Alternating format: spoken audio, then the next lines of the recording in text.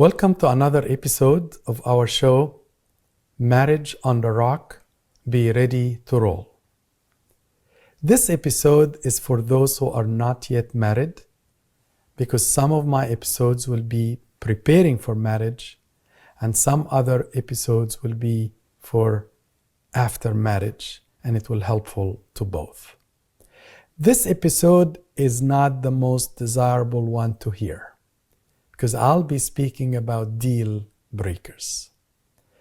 Engagement is not a commitment for marriage.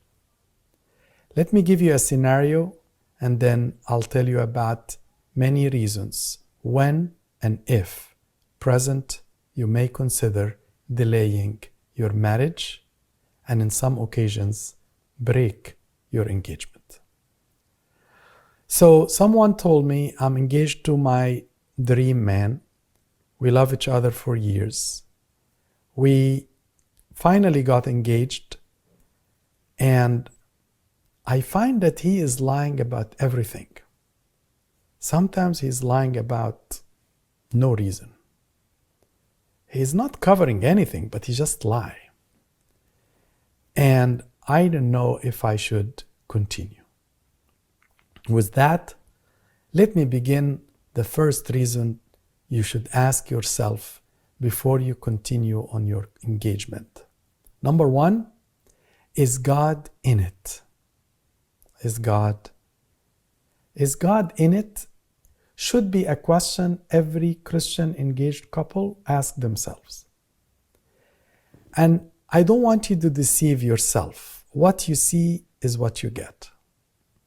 The fiancé that rarely cares about a Bible or a prayer or a sacrament or a church meeting, I would not imagine that he or she will change a lot after marriage. Our show is called Marriage on the Rock. Build your marriage on the rock from now, and the rock is Christ. So if your fiancé rarely cares about God, think again. Unless that's not your goal, but I don't expect you'll be watching this channel if God is not one of your topmost goals. What do I mean if God is in it or not? I don't mean profiling. I don't mean a deacon. I don't mean a church choir girl. I don't mean you are in charge of the trips in your church. I only mean that he or she fears God. When you are together in a restaurant or in a car and he does something wrong, he will say, I wish I didn't say that. I'm very upset. I feel like I upsetted God. I want to repent on it. I want to confess. I feel like I did something bad. The fear of God in his heart is what I mean. Is God in it or not?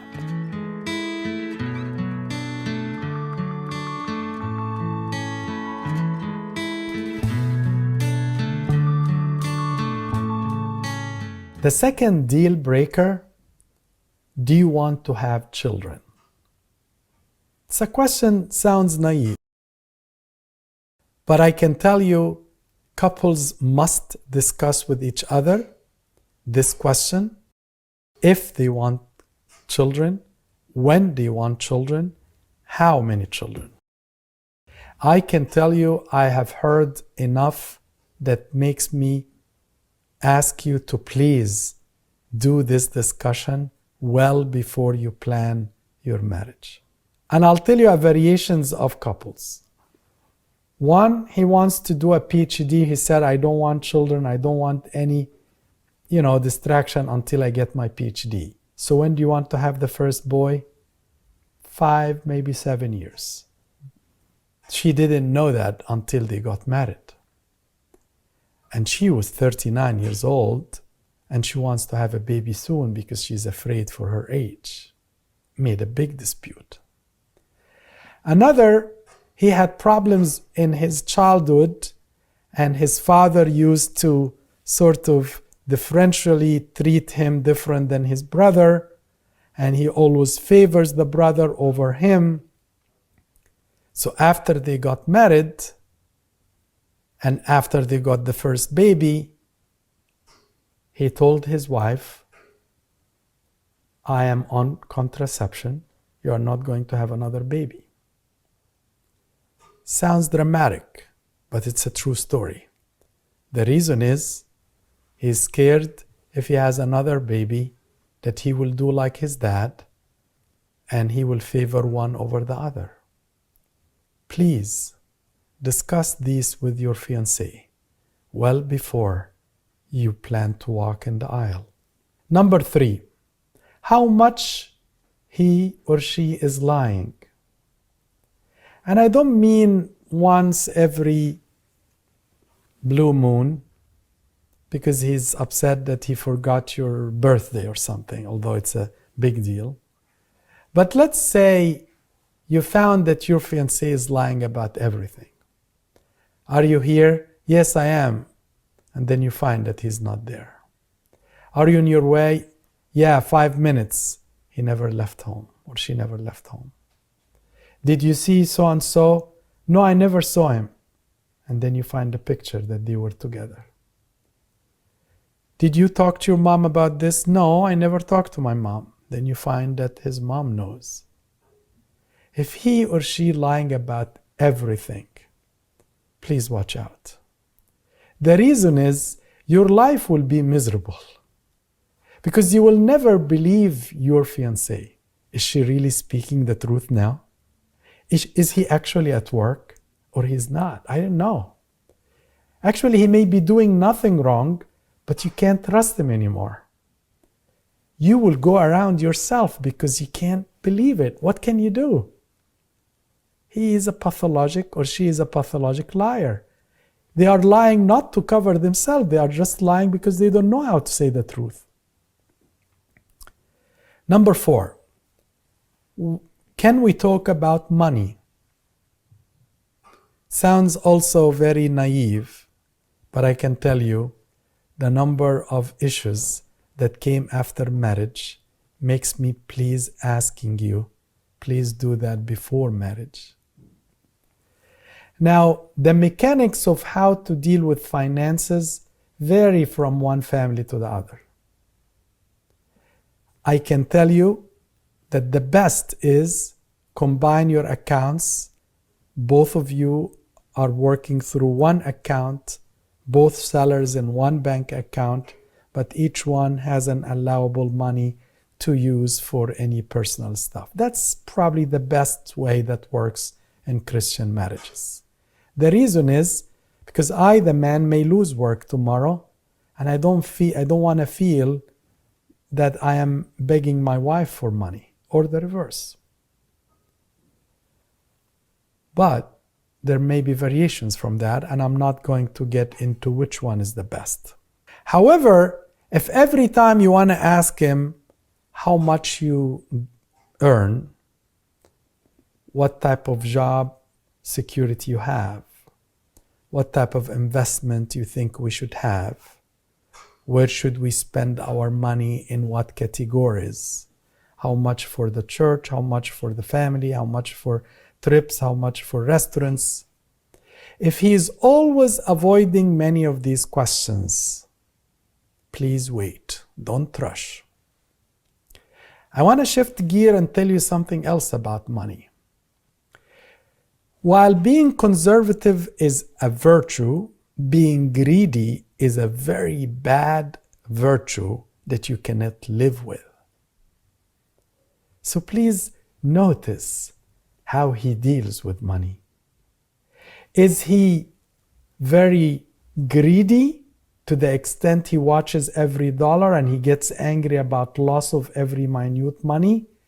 Or he is conservative because he wants to keep money for you both when you grow in your future? Different. I have had marriages that major disputes because one of the two loves the money as his master, while the other uses the money, not being enslaved by it. And the chemistry is so difficult to continue. So, one of the things I must urge you to please discuss: how do you differentially place the money in your life? Where is the money? Are you going to work 3-4 jobs and I hardly see you because you are so eager to have that much money in the bank? Would you go to a different job where there is no family, friends, or church because you love the money so much? Please talk about money.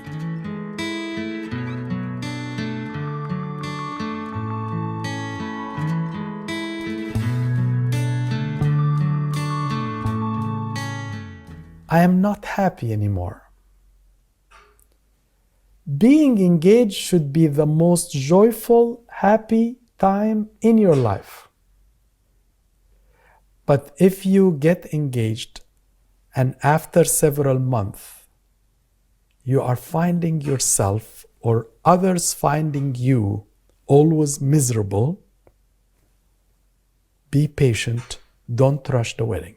If you have tried in several occasions to make yourself happy but you are unhappy, think again. What are the reasons? Speak to someone you trust.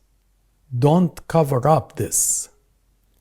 I have had ladies telling me, my mom knows me and she always come and say, you are so unhappy lately. If somebody is so close to you and told you this, please don't ignore that. You probably are unhappy, and please find the reason. The reason could be physical, medical reason. Fine. The reason could be you are worried about job placement. But if there are no good reasons and you are just unhappy and things looks like going, but you are staggering in an unhappy wagon, please talk about it. If you are not looking forward to go out, if you are making excuses not to go out with your fiancé, please, I urge you, find why. Because more than likely, you're losing interest in the other person. And it's very important. Engagement is not a license to be married.